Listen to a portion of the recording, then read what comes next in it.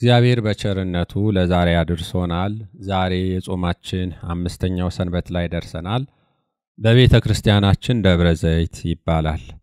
ከቃሉ ፍቺ ስንነሳ ደብረ ዘይት ማለት የወይራ ተራራ ማለት ነው። ግዕዝ ነው፣ ድርብ ቃል ነው።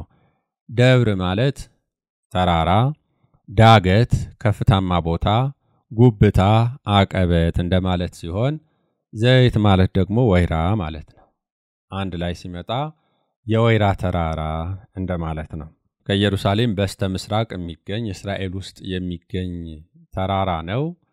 ይሄ ተራራ በወይራ ዛፎች የተሸፈነ ስለሆነ ደብረ ዘይት ተብሏል። በኢየሩሳሌምና በዚህ ተራራ መካከል የቄድሮን ሸለቆ የሚባል አንድ ሸለቆ ብቻ ነው የሚገኘው። ይሄ ቦታ በብሉይም በሐዲስም ብዙ ድንቅ ስራዎች የተሰሩበት ቦታ ነው። ከግርጌው ትንሽ ዝቅ ብሎ የእመቤታችን መካነ መቃብር የነበረ ክብር የተገባው ጌታችንም በተለያየ ጊዜ በተደጋጋሚ ጸሎት ሲያደርግበት የነበረ በዕለተ ሐሙስም በአይሁድ እጅ የተያዘበት ጌቴሴማኒ የሚባል የአትክልት ቦታ አለ ከተራራው ግርጌ። እዚያው አካባቢ ዙራ ላይ ደግሞ እነ ቤተፋጌ፣ ቢታንያ የመሳሰሉ ቦታዎች አሉ። ይሄ ተራራ የሚገርማችሁ በጣም ብዙ ነገሮች ተደርገውበታል። የመጀመሪያው ስለ ዳግም ምጽአቱ ተነግሮበታል። የዛሬ የትምህርታችን ዋና ማጠንጠኛም ነው። ወደ በኋላ ላይ በዝርዝር እንመጣበታለን። ክብር የተገባው አምላካችን በዚህ ተራራ ላይ ወደ ሰማይ አርጓል። ይሄ ብቻ አይደለም። በቀን ቀን ከተማና ገጠር እየዞረ አስተምሮ ሌሊት ደግሞ እየጸለየ ያድርበት የነበረ ኤሌዮን ዋሻ የሚባል ዋሻም እዚሁ ተራራ ላይ ነው የሚገኘው። ስለዚህ ጌታችን ያድርበት የነበረ ነው ልላችሁ ፈልጌ ነው። ምጽአቱም እዚህ ቦታ እንደሚሆን ደግሞ ትንቢቶች ተነግረዋል። ትንቢተ ዘካርያስ የሉቃስ ወንጌልም ላይ ያለውን እናንተ ታነቡታላችሁ ማለት ነው። ስለዚህ ቅዱስ ያሬድ በረከቱ ይደርብንና በሰራልን ሥርዓት መሰረት የዛሬቱ የጾማችን 5ኛ ሰንበት ደብረ ዘይት ተብላለች። በዚህ ቦታ ላይ ስለ ምጽአቱ ክብር ይግባውና አምላካችን ያስተማረ ስለሆነ ዕለቲቱ በዚህ ቦታ እንዲሰየም ሆኗል ማለት ነው። ከዕለታት በአንድ ቀን አባቶቻችን ሐዋርያት ወደ ቤተ መቅደስ ሄደው ጸሎት አድርሰው ሲወጡ የነግ ጸሎታቸውን ጨርሰው ሲመለሱ የህንጻው አሰራር የኪነ ህንጻውን ዲዛይኑን ውበቱን አዩና ተደነቁ። እንደምታውቁት የጧት ፀሐይ በጣም ያምራል። ወርቃማ የሆነው ይሄ የጧት ፀሐይ ደግሞ በድንቅ ዲዛይን በተሰራ ህንጻ ላይ ሲያርፍ እንዴት እንደሚያምር አስቡት። ይሄንን አዩና አደነቁ።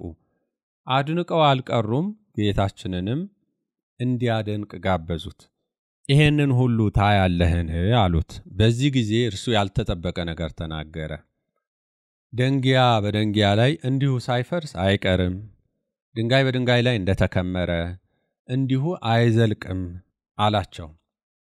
ከዚህም ጋር አያይዞ ስለ ሞቱ ስለ ትንሣኤውም ተናገረ። ስለ ምጽአት እየተናገረ ስለሆነ መቼ ነው ምጽአትህ የሚሆነው? የዓለም መጨረሻው መቼ ነው? ምልክቱስ ምንድነው ብለው ጠየቁት። ልብ በሉ፣ 2 ጥያቄ ነው። ምን መቼ ነው? ቀጥሎ ደግሞ ምልክቱ ምንድናቸው? አምላካችን የመጀመሪያውን ጥያቄ በጣም አጠር አድርጎ መለሰላቸው። ሁለተኛውን ደግሞ ዘርዘር አድርጎ ምልክቶቹን ነግሯቸዋል። መቼ ነው ለሚለው ቀኑ አይታወቅም ብሏቸዋል። ባጭሩ ማንም አያውቃትም ዕለቲቱ፣ የሰማይ መላእክትም ቢሆኑ ልጅም ቢሆን ከአባት በቀር የሚያውቃት የለም አላቸው። ይሄንን ይይዙና የአምላካችንን ጌትነት መቀበል የማይፈልጉ አንዳንድ ከሃዲያን ሌላ ትርጉም ሰጥተውት ብዙዎችን ስለሚያስቱ ይሄንን በደንብ መልሶና አስረግጦ ማለፍ ያስፈልጋል። ክብር ይግባውና አምላካችን መድኃኒታችን ኢየሱስ ክርስቶስ እዚህ ቦታ ላይ ማንም አያውቃትም ዕለቲቱ፣ ልጅም ቢሆን ከአባት በቀር ያለውን ይዘው ልጅ የሚለው ራሱን ነው። ስለዚህ እሱ ደግሞ የምጽአትን ቀን አያውቅም። እንዲያው ሂድ ሲባል ይሄዳል እንጂ ውረድ ሲባል ይወርዳል እንጂ የሚመጣበትን ቀን እንኳን አያውቅም። ስለዚህ አምላክ አይደለም ይላሉ። ሎቱ ስብሐት። ሰው የተናገረውን ስህተቱን ሳይናገሩ ተሳስተዋል። ምንፍቅናውን ሳይናገሩ መናፍቅ ነው፣ ክደቱን ሳይናገሩ ከሃዲ ነው ማለት ስለማይቻል እንጂ እነሱ የተናገሩትን መድገም በራሱ እጅግ በጣም ስቅጥጥ ያደርጋል። ታዲያ ስለምን ይሄንን አለ ቢሉ አባቶቻችን መምህራን የሚነግሩን አለ። በመጀመሪያ የሰው ልጅ ሲል የሰውን ልጅ በሙሉ ነው። አዳም የሰው ልጅ ተብሏል። በተለያየ ጊዜ ስለ ሰው ልጅ በመጽሐፍ ቅዱስ ብዙ ተጽፏልና ለሰው ልጅ ይሄ አልተገለጠም። ስለ ዳግም ምጽአት አልተነገረም፣ አልተገለጠም። የሰማይ መላእክትም አያውቁትም፣ አልተነገረም ነው። ይሄ መጀመሪያው ነው። ሁለተኛው ደግሞ ወደ ምስጢረ ሥላሴ ይወስደናል። ምስጢረ ሥላሴ ትምህርት ላይ ተምራችሁታል ሁላችሁም ብዬ እገምታለሁ። ስሉስ ቅዱስ የአምላክነት ቸርነታቸው በረከታቸው ይደርብንና በስም በአካል በግብር ሶስት በመለኮት በአገዛዝ በስልጣን በህልውና አንድ እንላለን። ከዚህ በተጨማሪ የኩነት ሶስትነት የሚባል አለ። ስሉስ ቅዱስ በከዊን ሶስት ናቸው ወይም በኩነት ሶስት ናቸው። ይሄ ማለት ምንድነው? ሥላሴ በአብ ልብነት ያስባሉ፣ በወልድ ቃልነት ይናገራሉ፣ በመንፈስ ቅዱስ እስትንፋስነት ሕያዋን ይሆናሉ። አንድ ጊዜ ደግሞ አለው። የአብ ከዊን ልብነት ነው፣ የወልድ ከዊን ቃልነት ነው፣ የመንፈስ ቅዱስ ከዊን እስትንፋስነት ነው። ወደ ዳግም ምጽአቱም ጉዳይ እንምጣና የዳግም ምጽአት ዕለትን በተመለከተ በአብ ልብነት ታሰበ ማለት አብ ያውቃታል ማለት ነው። ቢነገር ኖሮ እንግዲህ በአብ ልብነት አስበውታል ስሉስ ቅዱስ። መናገር ለሰው ልጆች መግለጥ ቢያስፈልግ ኖሮ ደግሞ በወልድ ቃልነት ይነገር ነበረ። ወልድም ያቃታል ወይም ልጅም ያቃታል ይባል ነበር። አሁን ግን አልተገለጠም ለሰው ልጆች። ስለዚህ ልጅም አያቃትም ተባለ። ይሄ ማለት ባጭሩ ምን ማለት ነው? በልባችን አስበነዋል፣ በቃላችን ግን አልተናገርነውም፣ አልተገለጠም ለሰው ልጅ ሲል ነው።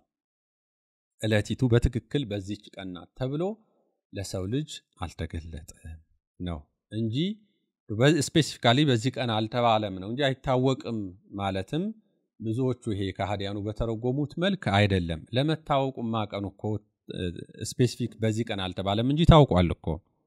መጋቢት 29 ቀኑ፣ ቦታው ደብረ ዘይት፣ ዘመኑ ዘመነ ዮሐንስ፣ ዕለቱ ሰንበት ሰንበተ ክርስቲያን እሁድ ተብሏል። ነገር ግን ያልተገለጠው መቼ ነው? የትኛው ዘመነ ዮሐንስ ነው? ብዙ ዘመነ ዮሐንሶች አሉ። የትኛው ዘመነ ዮሐንስ? ብዙ ሰንበተ ክርስቲያን አለ። የትኛው ሰንበተ ክርስቲያን? ብዙ መጋቢት 29 አለ። የትኛው መጋቢት 29 የሚሉትና ይሄንን የመሳሰለው ነው እንጂ ዕለቱማ ታውቋል። ስለዚህ አልተገለጠም ማለቱ ወይም አይታወቅም ማለቱ ምን ማለት ነው ያልን እንደሆነ ለምሳሌ ልደቱ በአዋጅ ተነግሯል። በመላእክት አዋጅ መላእክት ለእረኞች ሄደው ተወልዶላችኋል፣ እዚህ ቦታ ላይ ብትሄዱ ታገኙታላችሁ ብለው ተናግረዋል። ልክ እንደዚህ በአዋጅ ለሰው ሁሉ አልተገለጠም ሲል ነው። ትንሣኤው መላእክት ተናግረዋል፣ የሰው ልጆች ተናግረዋል፣ እነ መግደላዊት ማርያም ሴቶች ተናግረዋል፣ ሐዋርያት ተናግረዋል።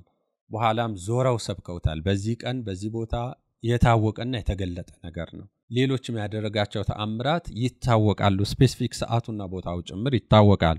በተለይ ሰዓቱና ዕለቲቱ ስፔሲፊካሊ አልተገለጸችም። በዚህ ምክንያት አልተገለጠም፣ አይታወቅም ተባለ እንጂ መጋቢት 29 በደብረ ዘይት በዘመነ ዮሐንስ እኩለ ሌሊት በሰንበተ ክርስቲያን እንደሆነ የታወቀ ነው ማለት ነው። ይሄ ብቻ ሳይሆን የበቁ አባቶቻችን ጭምር የተገለጠላቸው ይኖራሉ። ግን ቀደም እንዳልነው በአዋጅ በወንጌል ለሌሎች ጉዳዮች እንደተገለጠው ዘርዘር ተደርጎ በአዋጅ ለሕዝብ ሁሉ አልተገለጠም ሲል ዕለቲቱን አያውቃትም የተባለው በዚህ ምክንያት ነው ማለት ነው። ስለዚህ ባጭሩ ቀኑን በተመለከተ አትታወቅም ብሎ በዚህ መልክ መለሰላቸው። ምልክቶቹን በተመለከተ ደግሞ ክብር ይግባውና ዘርዘር አድርጎ ነግሯቸዋል ማለት ነው። እነዚህን እናያለን እንደ እግዚአብሔር ፈቃድ በዛሬው ትምህርታችን 8 ምልክቶች አሉ። እነሱን እናያለን። በኋላም ላይ የተሰጡ ምክሮችና ትእዛዛት አሉ። እነሱን አይተን የዛሬውን ትምህርት እናጠቃልላለን። ለአባቶቻችን ጥበብን ምስጢርን የገለጠ እግዚአብሔር ገልጦ የሚያስተምር አስተምሮም የሚያዋህድ ለእኛም እንዲያስተምረን መልካምና ቅዱስ ፈቃዱ ይሁንልን። ደብረ ዘይት የአምላካችን የምጽአቱ መታሰቢያ ነው። ይሄ ሲባል ድንቅ ነገር አለው። ለምን ያላችሁኝ እንደሆነ ቤተ ክርስቲያን ሙሽራዋ አካሏ ሁለንተናዋ የሆነው ክርስቶስን እንዴት እንደምታከብረው ያደረጋቸውንና የሚያደርጋቸው ነገሮች ጭምር መታሰቢያ አድርጋ እንደምታከብር የሚያሳየን ነው። በዓለም ላይ ልዩ ልዩ መታሰቢያዎች ይደረጋሉ አይደል? እገሌ እንዲህ ያደረገበት፣ እንደዚህ አይነት ሥራ የተሰራበት፣ እንዲህ የተከወነበት፣ እንደዚህ የተከሰተበት ተብሎ ልዩ ልዩ ቀናት ይከበራሉ በመንፈሳዊው ዓለምም በሌላውም። ወደፊት የሚሆነውን ግን አስቀድሞ መታሰቢያ የሚያደርግ ቤተክርስቲያን ብቻ ናት። የለም ጌታችን ገና ወደፊት የሚመጣበትን አስቀድማ መታሰቢያ ታደርግለታለች ቅድስት ቤተክርስቲያን። ምን ያህል ድንቅ እመቤት እንደሆነች ቤተክርስቲያን ያሳያል። ይሄ የሚገርም ነው በጣም። ገና ሳይመጣ የመምጣቱ መታሰቢያ ክርስቶስን እንዴት እንደምትሰብከው እንዴት እንደምታከብረው ሁለንተናዋ እንደው እንቅስቃሴዋ ክብሯ ሁሉ እርሱ እንደሆነ የምንመለከትበት አንዱ ደብረ ዘይት ነው ማለቴ ነው። ስለዚህ ደብረ ዘይት በዓል ባጭሩ እንደ በዓል የጌታችን የምጽአቱ መታሰቢያ ነው ማለቴ ነው። 8 ምልክቶችን ነግሯቸዋል ብያቸዋለሁ። የመጀመሪያው ሐሰተኞች ክርስቶሶች ናቸው። እኔ ክርስቶስ ነኝ እያሉ በስሜ ይመጣሉ፣ ተጠንቀቁ ብሏል። ይሄ አንደኛው ምልክት ነው። እኔ ክርስቶስ ነኝ እያሉ በተለያየ የዓለም ክፍል ተከስተዋል። ከዚህ ቀደም እንደምታውቁት አይናቸውን ፍጥጥ ጥርሳቸውን ግጥጥ አድርገው እኔ ክርስቶስ ነኝ እያሉ ሽንጣቸውን ገትረው የሚከራከሩ አሉ። እንደምታውቁት በቅዱሳን ስም ይመጣሉ። እኔ ገብረ መንፈስ ቅዱስ ነኝ፣ እኔ ተክለ ሃይማኖት ነኝ፣ እኔ ዜና ማርቆስ ነኝ፣ እኔ ኢየሱስ ሞዓ ነኝ፣ እኔ ብስጣውሮስ ነኝ፣ እኔ አባ አፍጼ ነኝ፣ እኔ አባ ሊቃኖስ ነኝ፣ እገሌ ነኝ እያሉ በቅዱሳን ስም ይመጣሉ። እኔ ሚካኤል ነኝ፣ እኔ ገብርኤል ነኝ እያሉ ይመጣሉ። ታውቃላችሁ የሰኔ ድርሳነ ሚካኤል ላይ ታስታውሳላችሁ። ሰይጣን አፎሚያን እንዴት እንደፈተናት። አፎሚያ ቅዱስ ሚካኤልን በጣም ትወደው ስለነበረ ይሄንን ደግሞ ሰይጣን ስለሚያውቅ በድፍረት እኔ ሚካኤል ነኝ ብሎ መጣ። በመጽሐፍ ቅዱስም ተጽፏል። እርግጥ ሰይጣን ራሱ የብርሃን መልአክን እስኪመስል ድረስ ራሱን ይለውጣል። የብርሃን መልአክን ይመስላል። ስለዚህ በመላእክት ስም ይመጣል እያልኳችሁ ነው። በቅዱሳን ስም ይመጣል። በእመቤታችን ስም ደግሞ ይመጣል። እኔ ወላዲተ አምላክ ነኝ ብለው እኮ ከዚህ ቀደም ኢትዮጵያም ውስጥ ተደርጓል አይደል? የቅርብ ጊዜ ትዝታችን እኔ አምላክን ወልጄዋለሁ ብለው አስፋልት ለአስፋልት ሲዞሩ የነበሩ አታውቁ? የተለመደ ነው። በቅርብ ጊዜ ደግሞ በጣም የተለመደ ሆኗል። ስለዚህ በቅዱሳን መላእክቱ ስም፣ በጻድቃኑ ስም፣ በእመቤታችን ስም ይመጣሉ። ይሄ አልበቃንም ብለው ደግሞ በእኔ ስም ይመጣሉ፣ እኔ ክርስቶስ ነኝ ይላሉ ነው። ታስታውሳላችሁ በቅርብ ጊዜ እዚህ ጎረቤታችን ኬንያ ላይ እኔ ክርስቶስ ነኝ ብሎ ፓስተሮቹን ምኖቹን ሰብስቦ ሰልፊ ሲነሳ አስባችሁታል? እስከዚህ ድረስ በአምላክ ተቀልዷል። በጣም የሚያሳዝን ጊዜ ነው። ፎቶ ከነሱ ጋር ጎን ለጎን ቆሞ ሰልፊ ሲነሳ ማለት ነው። በቅርብ የሆነ ነው እዚሁ ጎረቤታችን። ኢትዮጵያም ውስጥ በታሪክ የሚነገር አለ። በአጼ ልብነ ድንግል ዘመነ መንግስት አንድ ሰው እኔ ክርስቶስ ነኝ ብሎ መጥቶ ነበር። ንጉሱ ነገሩ ሁሉ ግራ ቢሆንባቸው አረ እንዴት ነው ይሄ ነገር ብለው አስጠርተው ጠይቀውታል። አንተ ማን ነህ? ከየት መጣህ? ሲሉት እኔ ክርስቶስ ነኝ አለ በድፍረት። ክርስቶስማ እኮ አንድ ጊዜ ከመቤታችን ተወልዶ አድኖናል፣ የቤዛነት ስራውን ሰርቶልናል ሲሉት አዎ እርሱ ለነጮች ነበረ፣ ጥቁሮች ስለተበደሉ እኔ ለጥቁሮች መጥቻለሁ፣ እርሱ ከማርያም ተወልዶ ነበረ፣ እኔ ከምራተ ወንጌል ተወልጄ ይኸው ለጥቁሮች ለአፍሪካውያን መጥቻለሁ አላቸው በድፍረት። እንደው ሰይጣን እስከዚህ ድረስ ይጫወትብናል ምን ነው ብለው በሰይፍ አስቀጥተውታል ንጉሱ። ከዚህ ቀደም ተነስቷል፣ ወደፊትም ደግሞ ይነሳል። እንደውም የመጨረሻው ይሄ 666 የሚባለው ሐሳዊ መሲህ የሚባለው ዋናው እኔ ክርስቶስ ነኝ ብሎ የተለያዩ ምታቶችን እያሳየና እየሰራ ፀሐይና ጨረቃ በእጁ የያዘ እስኪመስል ድረስ እያስመሰለ በተአምራት ብዙዎችን ያስታል። ከዚያ በፊት የሚመጡት ብዙዎቹ መንገድ ጠራጊው ናቸው። ኢየሱስ ብዙዎች እኔ ክርስቶስ ነኝ ይላሉ። እዚህ አለ ቢሏችሁ አትሄዱ፣ እናንተ ግን ተጠንቀቁ ተብለን። ወደ በረሃ አለ ቢሏችሁ አትውረዱ፣ ተራራ ላይ አለ ሂዱ ብትባሉ ወደ ተራራ አትውጡ፣ ብዙዎች ይመጣሉና በስሜ ብሎ ይሄን የመጀመሪያው ምልክት አድርጎ አስጠንቅቆ ነግሮናል ነው። ሁለተኛው ምልክት ጦርነት ነው። የጦርንም ወሬ ተሰሙ ዘንድ አላችሁ ተብለናል። የተለያዩ ጦርነቶች እንደምታዩት ነው። እንግዲህ ህዝብ በህዝብ ላይ፣ መንግስት በመንግስት ላይ ይነሳል ተብሏል። አሁን ይሄንን እንዴት አብራራዋል? ሁሌ በአይናችን ዕለት እያየነው ያለ ስለሆነ ማለት ነው። ከጊዜ ጊዜ ደግሞ እየባሰ ይሻላል ስንለው እየባሰ እየመጣ ያለ ነገር ነው። አንድ ጊዜ ከአንዱ ጋር የነበረው መልሶ ከሌላ ጋር ተቧድኖ እንደው ጦርነት አታቁሙ ተብለን የተረገምን ይመስል አረፍን ስንል ዓለም ልታርፍ ነው ሲባል ሰላም የነበረው ከሌላ ጋር ተቧድኖ ደግሞ ሌላ ጦርነት ይጀምራል። ከዚህ ቀደም በታሪክም በጣም ትልልቅ ጦርነቶች ተደርገዋል። በስሙ ሳይቀር የዓለም ጦርነት ተብሎ አንደኛው የዓለም ጦርነት፣ ሁለተኛው የዓለም ጦርነት ተብሎ በግሌ እንኳን ብዙ አላምንባቸውም። የአውሮፓውያን ጦርነት ሲሆኑ ነው የዓለም ጦርነት የሚባሉት እንጂ በመሰረቱ ሁለቱም ጦርነቶች የአውሮፓውያን ጦርነቶች ናቸው። አፍሪካውያን ያስነሷቸው ወይም በአፍሪካ ውስጥ ብቻ የተከናወኑ ቢሆኑ ኖሮ የአፍሪካ ጦርነት ይባሉ ነበር እንጂ የዓለም ጦርነት አይባሉም ነበር። ወይ የኤስያ ወይ ሌላ ቢሆኑ። የሆነ ሆኖ ጦርነት ግን አንዱ ምልክት ሆኗልና ዕለትም እየተካሄደ ነው። ወደፊትም ይብስ ይሆናል።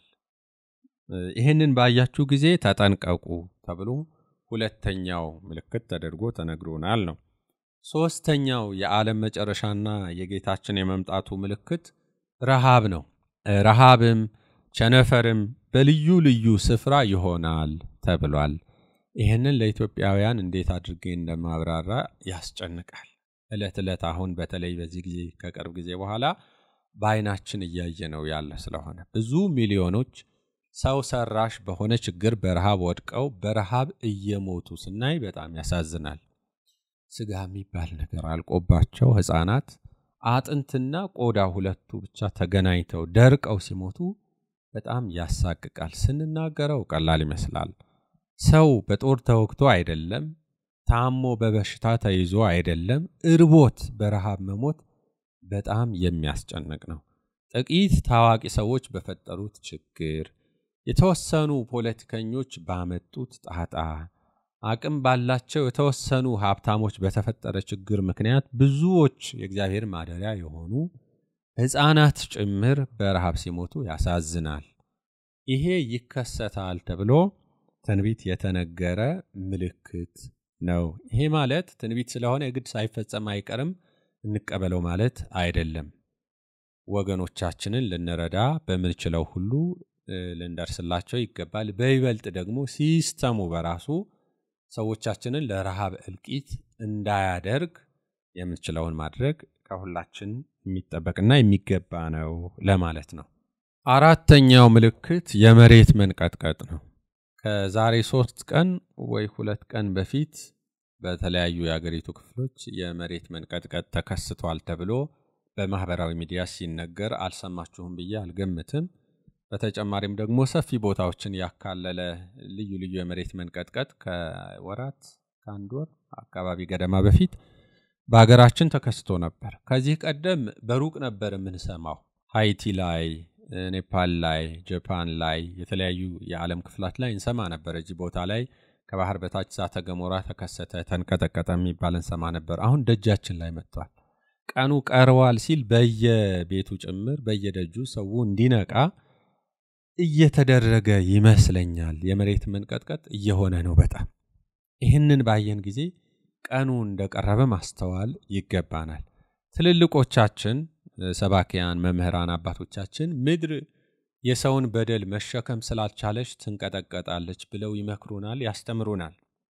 ምድር የፈጠራት ፈጣሪ ሲካድ፣ አመጽ ሲደረግ፣ ጣዖት አምልኮ ሲበዛ፣ ሰው በአፉ አምኖ በልቡ ሲክድ እና የፈጠራት ፈጣሪ ሲካድ ኃጢአት ሲበዛ ያንን መሸከም ስላልቻለች ምድር ትንቀጠቀጣለች። ኃጢአታችንና በደላችን ክደታችን ከብዷታል እያሉ መምህራን ያስተምሩናል ለማለት ፈልጌ ነው።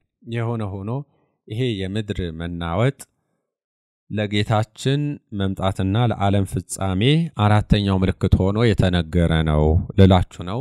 እዚህ ጋር ልንወስደው የሚገባ አንድ ኖቲስ ግን ምንድነው? ለምሳሌ ልዩ ልዩ የአገሪቱ ክፍልም ሆነ የዓለም ክፍል መሬት መንቀጥቀጥ ይሆናል፣ ሌላ ቦታ አይሆንም። ኔፓል ላይ ወይም ሃይቲ ላይ ምድር ተንቀጠቀጠ፣ ኢትዮጵያ ላይ ያልተንቀጠቀጠም ማለት ኔሰሰሪሊ ኢትዮጵያውያን ከሃይቲ የበለጠ ጻድቅ ናቸው ወይም ኔፓሎች ከኛ የበለጠ ኃጥእ ናቸው ማለት ላይሆን ይችላል። ኔሰሰሪሊ ይሄ ነው ማለት አይደለም። የሆነ ሆኖ ግን በበደላችን በኃጢአታችን ምክንያት የመጣ እንደሆነ ግን መምህራን ያስተምራሉ ለማለት ነው። አምስተኛው ምልክት የክርስቲያኖች መከራ ነው። በዚያን ጊዜ ለመከራ አሳልፈው ይሰጧችኋል፣ ይገድሏችሁማል ብሎናል አምላካችን።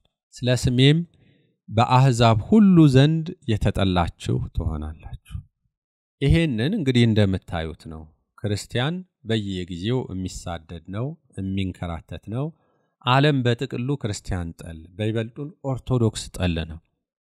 ይሄ እንደው ሰሞኑ በዚህ 2-3 ቀን በዚህ ሳምንት በዚህ ወር በዚህ ዓመት የተከሰተ አይደለም። ትንሽ የቆየ ነው። ልዩ ልዩ የዓለም ክፍላት ላይ የሚደረገውን ክንዋኔ ታሪክንም በደንብ አጥኑ። ዩጎዝላቪያ የምትባል ሀገር ለምንድን ነው የፈረሰችው? በነገራችን ኦርቶዶክስን ለማጥፋት አይደል? ዩጎዝላቪያ ከፈረሰች በኋላ ኦርቶዶክስ እንዴት ሆኖ በእነዚያ ሀገራት እንደጠፋና እንደፈረሰ እንደተዳከመ አላስተዋላችሁም? ሌሎችንም ለምሳሌ የሶሪያን የቅርብ ጊዜ ጦርነት ብትመለከቱ በሁለት የሙስሊም ዲኖሚኔሽኖች መካከል የተፈጠረ ነው ዋነኛው ችግር። ምንድነው ይሄ? ሱኒና ሺያ ነው ምናምን በሚባሉ ትልቁ ሶርስ ችግሩ እሱ ነው። አልቲሜትሊ ግን የተጎዳቸው ኦርቶዶክስ ተዋህዶ ቤተክርስቲያን ጭምር ነው። ኦልሞስት ለመጥፋት ደርሳለች የሶሪያ ኦርቶዶክስ። በዓለም ላይ ያሉ ከሚባሉ ኦሪየንታል ኦርቶዶክስ ክርስቲያን ውስጥ አንዱ የሚጠቀስ ነው። እንደምታውቁት ሶሪያ ግን እንድትጠፋ ተደርጋለች። ሰይጣን ዓላማው በቀጥታም ይሁን በተዘዋዋሪ ዳይሬክት በሆነ ምክንያትም ይሁን በሌላ መልክ ቤተክርስቲያንን ማፍረስና ማድከም ነው። የመንም ላይ ሌሎች ቦታዎችም ላይ የሚደረገውን አስተውሉ። የተደረገውና የሚደረገውን ማለት ነው። ህንድ ላይ የሚሆነው፣ ሩሲያ ላይ ደግሞ አሁን ዓለም እንዴት እንደዘመተና የሩሲያ ኦርቶዶክስን እንዴት ተባብረው በምን ስምና በምን ዘዴ ሊያጠፏት እየጣሩ እንደሆነ ተመልከቱ። ይልቁን ግን ይበልጡን ደግሞ ኢትዮጵያን አስተውሉ። በቀጥታም ይሁን በተዘዋዋሪ የዓለም ትልቁን ኦሪየንታል ቁጥር የያዘችውን ኢትዮጵያን በተዘዋዋሪና በቀጥታ ምን ሴራ እየተሰራ እንደሆነ ሲስተማቲካሊ እና መዋቅራዊ በሆነ መልኩ እንዴት እየጠፋች እንደሆነ ክርስቲያኖች በየጊዜው እንዴት እንደሚገደሉ ደማቸው እንዴት እንደሚፈስ የክርስቲያን ሞትና እንግልት ምንም ያህል ተደርጎ እንደማይቆጠር ተመልከቱ። የኢትዮጵያን ቤተክርስቲያን ለማጥፋት የሚሰራው ሴራ ባይዘው በጣም ብዙ ነው። ሁላችሁም ታዝባችሁታል ብዬ አስባለሁ። በነገራችን ላይ ይሄንን በተመለከተ አንድ በጣም ሰፊ ጥናት አለ። እንደ እግዚአብሔር ፈቃድ በቅርብ ጊዜ ፕሬዘንት ይደረጋል ላይቭ ላይ። እንደው ብትችሉ ሁላችሁም ብትገኙ ደስ ይለኛል። እዚሁ ሃ ሚዲያ ላይ ይቀርባል። ጥናት ነው፣ ኖርማሊ ሰፊ ጥናት ነው። ለተወሰኑ ዓመታት የተወሰነ ቲም ያጠናው ጥናት ነው። ምን ዘዴዎች ኢምፕሎይ ተደርገው ሃይማኖት እንድትጠፋ ኦርቶዶክስ እንዴት ሆና እንድትጠፋ እየተደረገና ከረንትሊ እየደረሱ ያሉ ነገሮችም ከጀርባ ያለው እጅ ምን አይነት እንደሆነ ተጠናበት ጥናት ነውና በሰፊው እንደ እግዚአብሔር ፈቃድ ራሱን አስችለን እናቀርበዋለን። እዚሁ ሚዲያ ላይ ብትገኙ ደስ ይለኛል፣ ይጠቅማል ብዬ አስባለሁና ተከታተሉን። የሆነ ጊዜ እንጋብዛችሁና እንደ እግዚአብሔር ፈቃድ በሰፊው እንነጋገርበታለን። በጣም የሚገርም ጥናት ነው። አብዛኞቻችን የማናስተውላቸው ነገሮችን ያየንበት ስለሆነ እንነግራችኋለን። የሆነ ሆኖ ወደ ጉዳያችን እንመለስና በዓለም ሁሉ ዘንድ በአሕዛብ ሁሉ ዘንድ የተጠላችሁ ትሆናላችሁ። ኢቭን አሁን አንዳንድ ዓለም አቀፍ ትልልቅ ተቋማትን ተመልከቱ። ክርስቲያኖችን ሆን ብሎ አቢዩዝ የሚያደርግ ፐርፐዝሊ ህጎች ጭምር እየወጡ ነው። አሁን አንቀጽ ተጠቅሶ በህጋዊ ክርስቲያኖችን ማዳከም፣ ክርስትናን ማጥፋት ህጋዊ መልክ እያዘ ጭምር እየመጣ ነው። እንደ ክርስቲያን የትም ትኑር ቤተክርስቲያን አንዲት ናትና ተጠናክረን ክርስትናን መከላከል ደግሞ ለኛ ይገባናል። ይሄ በነገራችን ላይ ክብር ይግባው ጌታችን አጸናው እንጂ ቀድሞ ቅዱስ ዳዊትም ተናግሮታል። እስመ በእንቲአከ ይቀትሉነ ኩሉ አሚረ፣ ስላንተ ቀኑን ሙሉ ይገሉናል እንገደላለን ብሎ ቅዱስ ጳውሎስም እለት እለት እንገደላለን ቀኑን ሙሉ ስላንተ እንገደላለን ደግሞ ብሎታል ማለት ነው። ስለዚህ በስሜ የተጠላችሁ ትሆናላችሁ፣ ዓለም እኔን ጠልቶኛልና እናንተም ትጠላላችሁ ካለን በኋላ ግን አይዟችሁ ብሎ ትጠላላችሁ ማለት ትሸነፋላችሁ ማለት አይደለም። እኔ ዓለምን አሸንፌዋለሁ አይዟችሁ ብሎናል። ይሄ መጽናኛችን ነው። የሆነ ሆኖ ይሄ የክርስቲያኖች መከራ፣ ስደት፣ እንግልት አብዝቶ ባየን ጊዜ የዓለም መጨረሻ ምልክቱ ደርሷል የሚለውን እንድንገነዘብ የተነገረን ነው ለማለት ነው። ስድስተኛው ምልክት ሐሰተኞች ነቢያት ናቸው። ሐሰተኞች ነቢያትና ክርስቶሶች ይነሳሉ፣ ብዙዎችንም ያስታሉ። እንደምትመለከቱት ነው። አዳራሽ ላይ ሰብስበው የሚጫወቱበት ህዝብ አያሳዝናችሁም? ሐሰተኛ ምልክትን እያሳዩ በምታት በጥንቆላ አንዳንድ ጊዜ አዳራሽ ላይ እንደው ዝም ብሎ በቃ ገንዘብ ይሞላልሃል፣ ቤትህ እንደዚህ ይሆናል፣ ጀርመን ትሄዳለህ፣ አሜሪካ ትሄዳለህ፣ እንደዚህ አይነት ባል ታገባለህ፣ ገሌ ይወድሃል፣ ሚስትህ እንዲህ ትሆናለች፣ ልጅህ እንዲህ ይሆናል ስለተባለ እንዲሁ እንደው ተክተልትሎ የሚሄደውን ስታዩ አያሳዝናችሁም? አንዳንዴ ምን ነው አያስተውልም እንዴ? ሰው እንደው መንፈሳዊነት እንኳን ቢያጣ ምን ነው አልተማረም እንዴ ያስብላችኋል። አንዳንድ ጊዜ ብዙዎችን ያስታሉ የተባለው ይሄ ብዙዎች ይከተሏቸዋል። ይሄንን ስናይ እንደው ተነጋግረን እንደ ቀልድ ልናልፈው የሚገባ ነገር አይደለም። በነገራችን ላይ ያሳዝናል። እነዚህ ሰዎች እኮ የእግዚአብሔር መንግስት ይወርሱ ዘንድ የሚገባቸው ነበሩ። የእግዚአብሔር ማደሪያ መሆን የሚገባቸው ነበሩ። አስቀድሰው ቅዱስ ሥጋውና ክቡር ደሙን የሚቀበሉ እግዚአብሔርን የሚያገለግሉ መሆን የሚገባቸው ነበሩ። ሐሰተኞች ነቢያት አሳሳቱት ብዙዎቹን። ይሄ ብቻ አይደለም፣ ቢቻላቸውስ የተመረጡትን ጭምር ነው የሚለው። ቢቻላቸውስ አይቻላቸውም እንጂ ያው ቢቻላቸውስ ማለት አፍራሽ ነው። የተመረጡትን ጭምር ያስታሉ። ትልቁ ታርጌታቸውና ግባቸውም ይሄ ነው። አሁን በቤተ ክርስቲያን ዛሬ ስታዩት የሐሰተኞች ነቢያት ትልቁ ግባቸው ካህናቱን፣ አገልግሎት ላይ ያሉትን የቤተ ክርስቲያን መሪዎችን መጥመድ ይፈልጋሉ። ልብ ትሉታላችሁ አይደል? የሆነ ቆብ ያደረገ ሰው ይዘው አርአያ ይሆነናል ብለው ነው እንደምታውቁት። የተነገረውም ይሄ ነው። ቢቻላቸውስ ብዙዎች ተከትሏቸው አብረው እንዲጠፋ ይሄንን ያደርጋሉ። ይሄ ምልክት ነው። ተጠንቀቁ። ነቢያት በስተዋል፣ ሐሰተኞች ነቢያት በስሜ ይበዛሉ፣ ተጠንቀቁ። ቀደም እንዳልነው በኋላ ለሚመጣው ሐሰተኛው ክርስቶስ መንገድ ጠራጊዎች ናቸው። እነዚህ ሰውን እያስወጡት ከሃይማኖት እያስወጡት በኋላ ለማን አሳልፈው እንደሚሰጡት አይታችኋል። በአሜሪካና በአውሮፓ ተመልክተናል። አሁን የሆነ ጊዜ ላይ አውሮፓ የፕሮቴስታንት ጎርፍ መጥቶ አጥለቅልቋት ነበር።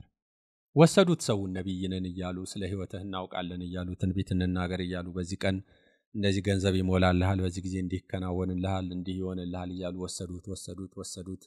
ከነበረበት እምነት አስወጡትና በኋላ ላይ እንደምታውቁት ነው ለግብረ ሰዶም፣ ለኢአማኒነት፣ ለፓጋንነት፣ ለኤቲስትነት አሳልፈው ሰጥተውታል። አሁን ኢትዮጵያም ውስጥ እየተሰራ ያለው ነገር ወደዚህ አዝማሚያ የያዘ ይመስላል። መጀመሪያ ወጡ ብዙዎች ጌታን እንቀበላለን ብለው ወጡ፣ ታምራት ያደርግልናል ብለው ወጡ፣ እንደው ኢየሱስ ጌታ ነው ብለው ወጡ። ሎቱ ስብሐት ሲወጡ እንዲህ ብለው ነው የወጡት። በኋላ ላይ ሃይማኖት አያስፈልግም፣ ምን ያደርጋል ማመን ብቻ ነው፣ ስራም አያስፈልግም፣ ሃይማኖትም አያስፈልግም ወደ ማለት ነው። አሰባችሁት? ሲወጡ ምግባር አያስፈልግም፣ በጸጋው ድነናል አሉ። ኦኬ፣ ይሄ እንግዲህ ያመኑት ነው፣ ለነሱ ሃይማኖታቸው ነው ብለን ልንወስድ እንችላለን። ስራ አያስፈልግም አሉ። ቀጥሎ ደግሞ ምን አሉ? ሃይማኖት አያስፈልግም፣ ሃይማኖት ተቋም ነው አሉ። ምግባርም ካላስፈለገ ሃይማኖትም ካላስፈለገ ታዲያ ምኑ ነው ክርስትና? አያችሁ ወዴት እየወሰዱት እንደሆነ ህዝቡ። እባካችሁ ንቁ ወገኖቻችን፣ ንቁና ወደ እውነተኛይቱ ቤተክርስቲያን ተመለሱ። እግዚአብሔር ይመስገን በቅርብ ጊዜ በተለይ በዚህ ዓመት በጣም ብዙዎች ወደ ልቡናቸው ተመልሰው ወደ አባታቸው ወደ እግዚአብሔር እየተመለሱ ነው።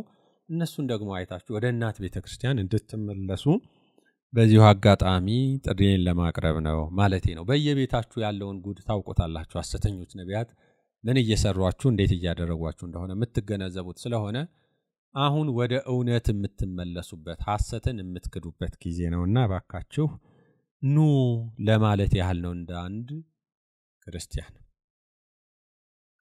ሰባተኛው ምልክት የፍቅር መጥፋት ነው። ክብር ይግባው ጌታችን ከአመጻ ብዛት የተነሳ ፍቅር ከብዙዎች ዘንድ ትቀዘቅዛለች ብሏል። ከአመጻ ብዛት የተነሳ ፍቅር በራሷ ምንድናት? የገላትያ መልእክት ላይ ተነግሮናል። ምዕራፍ 5 ከቁጥር 17 ጀምሮ እስከ 22 አንብቡት። የመንፈስ ፍሬዎች ተዘርዝረዋል እዛ። እነዚያ መካከል አንዱ ፍቅር ነው። ሌላም ቦታ ተነግሯል። እምነት፣ ተስፋ፣ ፍቅር እነዚህ ሶስቱ ጸንተው ይኖራሉ፣ ፍቅር ግን ይበልጣል ተብሏል። ፍቅር የመንፈስ ፍሬ ነው። ሰው መንፈስ ላይ እያመፀ ከመጣ ፈጣሪ ላይ እያመፀ በመጣ ቁጥር ደግሞ ይሄንን ፍሬ ማፍራት አይችልም። ከአመጻ ብዛት የተነሳ ፍቅር ትጠፋለች፣ ከብዙዎች ዘንድ ትቀዘቅዛለች የተባለው ይሄ ነው። ቅዱስ ያሬድም በረከቱ ይደርብንና ጾም እማለ ፍቅር አለ። ጾም የፍቅር እናቷ ናት ማለት ፍቅር ከጾም ትወለዳለች ማለት ነው። ጾም አያስፈልግም የሚል ከበዛ እናቷ ደግሞ ጾም ናትና ፍቅር አትወለድም አታድግም ማለት ነው። ፍቅራችን እየመነመነ እየሳሳ እየደከመ ይመጣል። ከአመጻ ብዛት የተነሳ ፍቅር ከብዙዎች ዘንድ ትቀዘቅዛለች አለ። በእናትና በልጅ መካከል፣ በባልና በሚስት መካከል፣ በወንድምና በእህት መካከል እንኳን ያለው ፍቅር፣ በአባትና በልጆች መካከል እንኳን ያለው ፍቅር እየሳሳ ይመጣል። አንዱ አንዱን አሳልፎ ይሰጣል። ስለ ገንዘብ ሲል አንዱ በጠፋልኝ፣ በሄደልኝ፣ በሞተልኝ፣ ባላየሁት የሚልበት ጊዜ ይመጣል። ይሄ ሰባተኛው ምልክት ሆኖ ተነግሮናል። ይህንን ባየን ጊዜ ባስተዋልን ጊዜ አሃ ቀኑ ደርሷል ማለት ነው ልንል ይገባል ነው። ስምንተኛው ምልክት የወንጌል መዳረስና መስፋፋት። ወንጌል ዛሬ በጣም እየተሰበከ ነው። ብንኖረውም ባንኖረውም እኛም እንሰብካለን። ተፈጥሮ በራሷ በተለያየ መልክ ተሰብካለች። እንኖረዋለን አንኖረውም የሚለው እሱ ራሱን የቻለ ሌላ ጥያቄ ሆኖ ማለት ነው። በጣም የሚገርመው ግን የማያምኑበት ጭምር ይሰብኩታል። መጽሐፉም የሚለው ምንድነው? ለአሕዛብ ሁሉ ምስክር እንዲሆን ይህ የመንግስቱ ወንጌል በዓለም ሁሉ ይሰበካል። ያን ጊዜ ጥያቄ አለ በኋላ አልሰማሁም እንዳይባል። ምክንያቱም መጻሕፍት ምስክሮች ይሆናሉ። ወንጌል ምስክር ነው። የሉቃስ ወንጌል ላይ ያለውን ምዕራፍ 12 ላይ ያለውን የነዌና ያላዛርን ታሪክ አስታወሳችሁ? ያ ባለጠጋው በሲኦል ላይ ሆኖ ምንድነው ያለው? እሺ እኔ እንኳን እንደው መዳን ካልቻልኩኝ ወደ ገነት ልትመልሰኝ ፈቃደኛ ካልሆንክ እባክህ ወንድሞቼ አሉ በዓለም ላይ ዘመዶቼ አሉ፣ ለነሱ ሄዶ ይንገራቸው አላዛር አለ። አይ አይደለም፣ ለነሱማ መምህራን አሉላቸው፣ መጻሕፍት አሉላቸው፣ እሱን ሰምተው ይመለሱ ተብሏል። መጻሕፍትና መምህራን ሰውን እውነቱን የሚነግሩ ወንጌልን የሚነግሩ ናቸው። ከሰማ በኋላ ግን ባለቤቱ ተጠያቂ ነው። አልሰማሁም እንዳይል፣ አልተነገረኝም ነበር እንዳይል ለአሕዛብ ሁሉ ምስክር እንዲሆን በዓለም ሁሉ ይህ የመንግስት ወንጌል ይሰበካል ተብሏል። ዛሬ በደንብ አስተውላችኋል ክርስቲያኖች? አሕዛብ ለገዛ ጥፋታቸው ወንጌልን ተርጉመው ብዙዎችንም ጭምር አስተውበት ይዘው እንደሚሄዱ ልብ ብላችኋል? ይሄንን ባያችሁ ጊዜ ዕለቲቱ እንደቀረበች አስተውሉ ነው። እንግዲህ እነዚህ 8 ምልክቶች ባጭሩ አየን። ስለዚህ እንደሚሆን ምልክቱ ከተነገረን ዕለቲቱ በዚች ቀን ናት ተብሎ መነገር አይጠበቅበትም ማለት ነው። በዚህ ምክንያትም ነው ይሄ ነው ብሎ አምላካችን ያልነገረን እንጂ አያውቀውም የሚለው የአሕዛብ ክህደት ስህተት ነው። በጣም ምልክቶቹ ከተነገሩን ደርሷል ማለት ነው። ራሳችን ደግሞ ማዘጋጀት አለብን። ከዚህ በተጨማሪ ሌሎች ምሳሌዎችም ተነግረውናል። በዋናነት 3ቱን እንይ። የመጀመሪያው ምሳሌ መብረቅ ነው። ፍጥነቱንና ምጽአቱ ማለት ነው። ፍጥነቱንና ድንገተኛነቱን ለማመልከት አምላካችን ምን ብሏል? መብረቅ ከምስራቅ ወጥቶ በምዕራብ እንደሚታይ የሰው ልጅ አመጣጥም እንደዚህ ይሆናል፣ ድንገተኛ ይሆናል፣ ፈጣን ይሆናል ሲል በመብረቅ መስሎ ነግሮናል። እዚያው የማቴዎስ ወንጌል ምዕራፍ 24 ቁጥር 27 ላይ ማለት ነው። ሌላኛው ምሳሌ ሌባ ነው። ባለቤቱ ተኝቶ ሳለ ሌባው በየትኛው ሰዓት እንደሚመጣ አይታወቅም። ሌባው አይናገርም፣ ተናግሮ አይደለም የሚመጣው። የሚመጣበት ሰዓት ቢያውቅማ ባለቤት አይተኛም ነበር፣ ነቅቶ ይጠብቅ ነበር። ነገር ግን ባልታወቀ ሰዓት ይመጣና ቤቱን ይቆፍራል፣ የሚፈልገውንም ይዞ ይሄዳል። ልክ እንደዚሁ ድንገት ባልታወቀ ሰዓት ይመጣል። በዚህ ሰዓት ነው አይባልም። ስለዚህ ተዘጋጅታችሁ ጠብቁ ሲል በሌባ መስሎ ደግሞ ነግሮናል። ሶስተኛው ምልክት የኖህ ዘመን ጥፋት ነው። በኖህ ዘመን ሰዎች ገና ጊዜ አለን ብለው ሲበሉ፣ ሲጠጡ፣ ሲዳሩ፣ ሲጨፍሩ፣ ሲዘሙቱ፣ ሌላውንም ኃጢአት ሲሰሩ ድንገት የጥፋት ውሃ መጥቶ አጥለቀለቃቸው፣ አጠፋቸው። የሰው ልጅ አመጣጥም እንደዚህ ይሆናል። ስለዚህ ተዘጋጅታችሁ ኑሩ፣ ተጠንቀቁ ሲል በዚህ ምሳሌ ነግሮናል። በመጨረሻ የተሰጡ ምክርና ትእዛዝ አለ። በጣም ባጭሩ አንደኛ ተጠንቀቁ ተብለናል። የመጻትን ጉዳይ ስናስብ ጥንቃቄ ይፈልጋል። ይሄን ባያችሁ ጊዜ ተጠንቀቁ፣ ይሄን ባያችሁ ጊዜ ተጠንቀቁ እያለ ደጋግሞ ነግሮናል። ሌላኛው ይሄንን እወቁ፣ ሐሰተኞች ነቢያት ይመጣሉ፣ እወቁ፣ እንዲህ ያደርጋሉ፣ እወቁ። መማር ማወቅ ያስፈልጋል ማለት ነው። ሶስተኛው ማስጠንቀቂያ ንቁ ነው። የነቃችሁ ሁኑ፣ አስተውሉ፣ ነገሮችን መርምሩ። አራተኛው ትጉና ጸልዩ ተብለናል። በተለይ ስደታችሁ በክረምትና በሰንበት እንዳይሆን ትጉና ጸልዩ ተብለናል። ሌላኛው አትደንግጡ ተብለናል። እንደው ቀኑ ቀረበ ብላችሁ አትደንግጡ፣ አይዟችሁ፣ ዳሩ ግን ገና ነው ብሎናል። እኔ ዓለምን አሸንፌዋለሁ ገና ነው ብሎናል። ሌላኛው ተዘጋጅታችሁ ኑሩ ተብሏል። ቀኑ አልተነገረም፣ በዚህ ሰዓት ነው አይባልም። እንደ ሌባ ሊሆን ይችላል፣ ሊመጣ ይችላል። ተዘጋጅታችሁ ኑሩ፣ አንተ ሙሰድ ለዋኒክሙ ንበሩ ተብሏል። በመጨረሻም እስከ መጨረሻው የጸና እርሱ ይድናል ተብሏልና ጽናትም ያስፈልጋል ብሎናል ማለት ነው። ስለዚህ በደብረ ዘይት ቀን የምንማረው የክርስቶስ ነገረ ምጽአቱ በጣም በግርድፉ ይሄንን ይመስላል። ክብር ይግባውና እርሱ ሲመጣ ይሄ ዳግም ምጽአት ነው የምንለው ታውቃላችሁ። የመጀመሪያው ምጽአቱ ከመቤታችን ስጋዋንና ነፍሷን ነስቶ ተዋህዶ ሰው የሆነበት አመጣጡ ነው። አሁን ለፍርድ የሚመጣው ሁለተኛ ምጽአቱ ነው። ሲመጣም እንዳልነው ለፍርድ ነው የሚመጣው። እንደ ቀድሞ በትህትና አይደለም። እንደ ቀድሞ ሊገረፍ፣ ሊሰደብ፣ ምራቅ ሊተፋበት፣ ጥርስ ሊነከስበት፣ ሊዘበትበት አይደለም። በሕዝብና በአሕዛብ ሁሉ ሊፈርድ ለወደደውና ለፈቀደው መንግስቱን ሊያወርስ ነው የሚመጣው። ሲመጣ የሰው ልጆች ትንሣኤ ይሆናል። በቤተ ክርስቲያናችን ቅዳሴ ያዕቆብ ዘስሩግ ይቀደሳል። አስቀድሱ ሁላችሁም በደንብ ስሙት። ትንሣኤ ይሆናል። የሞተ የጠፋ የበሰበሰ ስጋ ሁሉ ከያለበት ይሰበሰባል። በመላእክት ትእዛዝ በቅዱስ ሚካኤል አዋጅ ሁሉም ሰው ይነሳል፣ ለፍርድ ይቀርባል።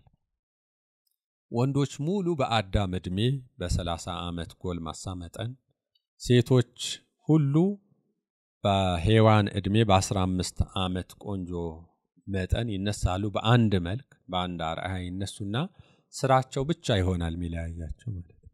ከዚያ በጎቹን ወደ ቀኝ ፍየሎችን ደግሞ ወደ ግራ ይመልሳል። እሱ በወደደው በገዛ ስልጣኑ ይፈርዳል ማለት ነው። ስለ ዳግም ምጽአት ስናስብ ይህንን ጭምር እናስባለን። በጣም ባጭሩ ነው የተማርነው። እንደው የተወሰነ መነሻ እንዲሆናችሁ ያህል ነው እንጂ ቤተ ክርስቲያን ሄዳችሁ አስፍታችሁ እንድትማሩት በዚሁ አጋጣሚ አደራ እላለሁ። ሊቃውንት መምህራን ከዚህ የተሻለውን ስለሚያስተምሩ ማለት ነው። አምላካችን በቸርነቱ ነቅተን ጠብቀነው በጎ ስራ ሰርተን ከበጎቹ ጋር እንድንቆጠር ቅዱስ ፈቃዱ ይሁንልን። ስላዳመጣችሁኝ በጣም አመሰግናችኋለሁ። ወስብሐት ለእግዚአብሔር ወለወላዲቱ ድንግል ወለመስቀሉ ክቡር።